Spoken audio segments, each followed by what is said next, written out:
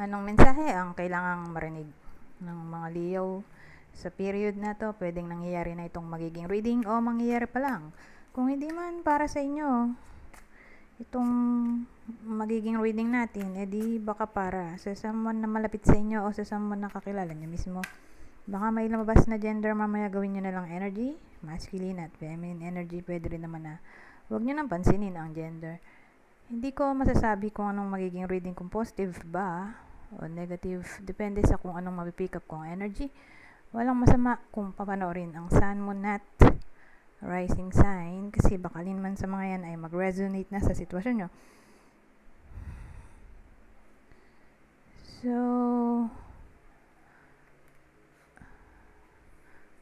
meron tayong 7 of Wands o 10 of Pentacles at 9 of Wands.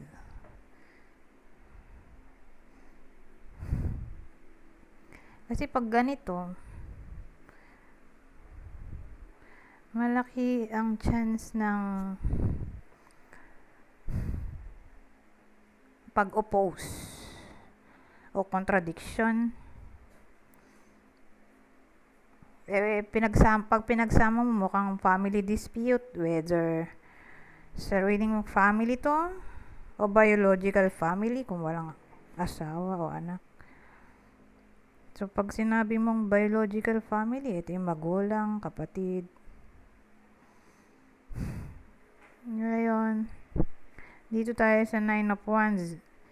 Yan yung card ng hindi pag-give up or pagiging matapang or tawag dito, pagiging flexible, or sinisimbolize din niya yung determination, persistence, ano ba yun? Determination, persistence, at endurance. So, sa madaling salita, mag-stand on the ground. Ang iba sa inyo, magiging matapang. Hindi basta-basta susuko at tawag dito, paninindigan niya kung ano yung paniniwala niya dito sa 9 of Wands.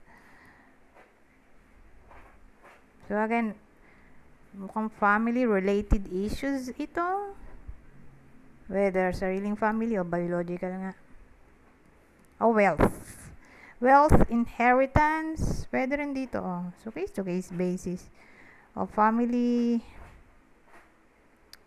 tradition, family property ay inheritance na rin pala yun.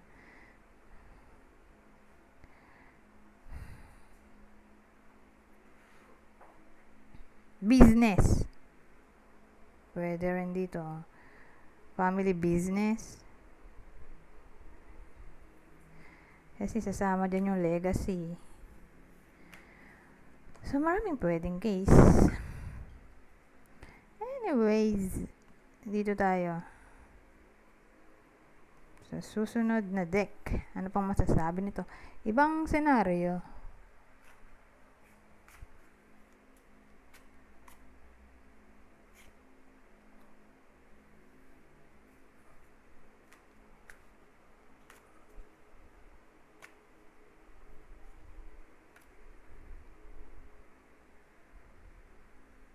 Ibaba ko lang sandali kasi dito sa part na to medyo maliwanag. Nandito kasi yung ilaw. Eto.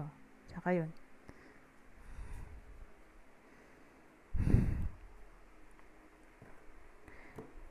Teka.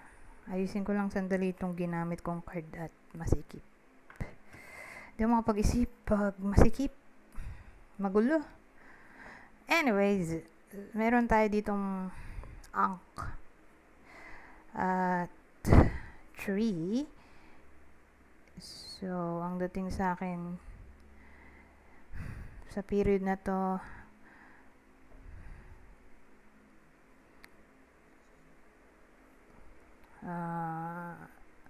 sabihin nating may maturity or growth na maaaring mangyari. Or pag-level up ba? Pag-level up or pag-reach ng goal. So, ganun eh.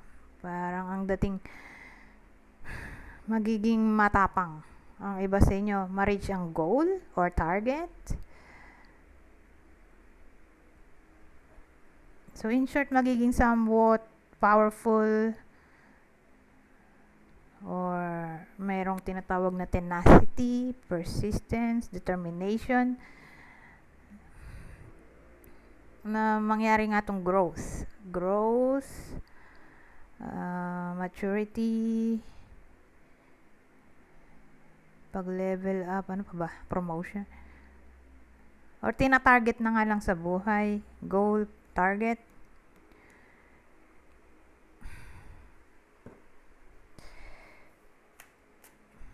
O manifest ang dreams, di ba? In short. O wish. Oh, stamp. Cha-ching. Well, ang dating kasi may pinutol yung iba sa inyo. So, malamang-lamang kinat dahil toxic. Kaya lang nakita nyo may ugat pa yan. Ibig sabihin, may chance pang lumago. Ito kasi moon eh. So, pag sinabi mong moon, maraming pwedeng case. Pero sa, ayan, sumabit tuloy. Sa deck na to, ano siya eh, more like negative. Meron din naman siyang good meaning, yung new cycle. Pero, paramihan ng meaning niya ay negative. So, dyan papasok yung pagiging dramatic, moody, psychotic. So, in short, may something na tinakasan nyo na or ni-let go na toxic. Something na nagdudulot ng stress, worriness, depression sa buhay ng iba sa inyo. Kaya lang po, some reason, mag-appear na naman ito, whether unexpectedly or kayo mismo yung lalapit sa toxicity. Oh my God. Diyan papasok yung obsession, possessiveness, di ba? Yung tawag dito, attachment sa something na nagdudulot ng harm sa buhay ng iba sa inyo. Nagmukha na tong the devil cards. I mean, pag pinag-combine mo, mukha siyang the devil. Hindi makalet go sa toxicity.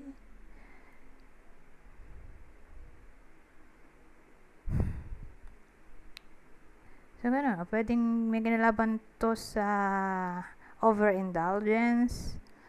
Maraming pwedeng case. Anyways,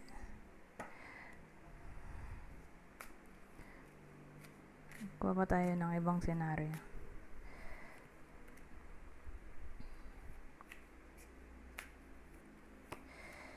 Oh, eto. Maraming pwedeng case. Kasi nakita nyo, cauldron, ginagamit to ng mga witch. Di ba? Ginagamit yan pang experiment ng mga kung ano-anong herbs. So, pag ganun, may kinalaman siya sa experimentation, exploration. Ngayon, may heart tayo. So, nagmukha na itong witchcraft tungkol sa topic ng romance. Nagmukha na itong gayuma ba to? So, may iba sa inyo na gagamit ng witchcraft, potion, elixir, gayuma, spell, ritual, ceremony, rite,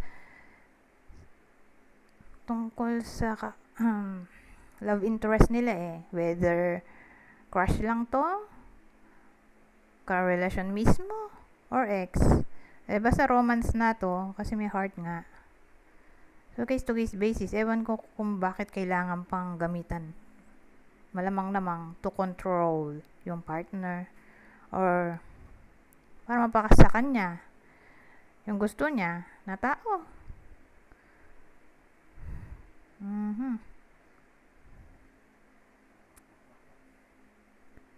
Or baka ano yan, paggamit nitong mga crystals to attract new relationship para sa mga single. And encourage to na gumamit ng rose quartz. Ano pa bang alam kong crystals o gemstones na pang-attract ng love. Rose quartz, rhodonite, ano yun? Recite ba yun? Teka lang, hanapin ko sa internet, nakalimutan ko eh.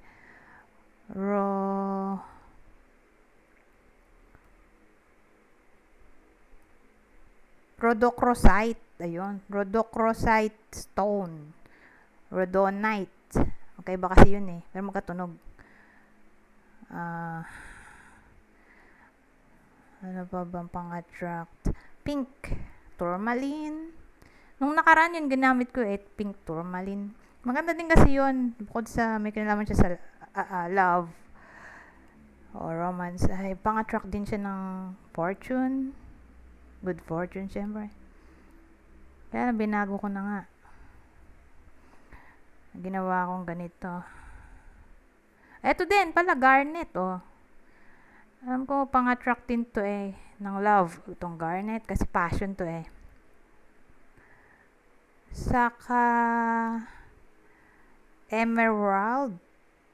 Tama ba? Oo, emerald. Pang-attract ng loyal partner. Tama ba yung naisisip ko? Alam ko, emerald yun Wala pa akong ganun Wala ba akong budget pang bili. Pero, yun nga. Nabasa ko, emerald. Ito, peach. Di ako sure dito peach selenite. Pero, self-forgiveness kasi ito all about self-emotion na mag-heal. Emotional healing. Ano pa ba? Ay, kayo na mag-internet dahil wala nang maisip Pero tingin ko papasok din yun dito. Saka candle lighting, specifically yung red candle. So magic, paggamit ng magic to attract new love interest, new partner or soulmate, twin flame. Ganun dating dito may tendency ng ganun paggamit ng witchcraft, magic o any form ng divination. Ngayon, 13 minutes na to. Kaya mag-end na ako. Mag-end tayo dito sa advice. General advice. Sa period na to. So, basahin ko na lang para mabilis. Kasi madali lang naman to intindihin dahil basic English lang.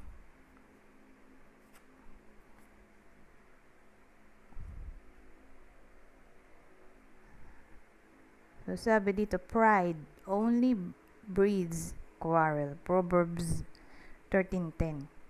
Verse yata to sa Bible. Anyways, hanggang dito na lang. Goodbye for now.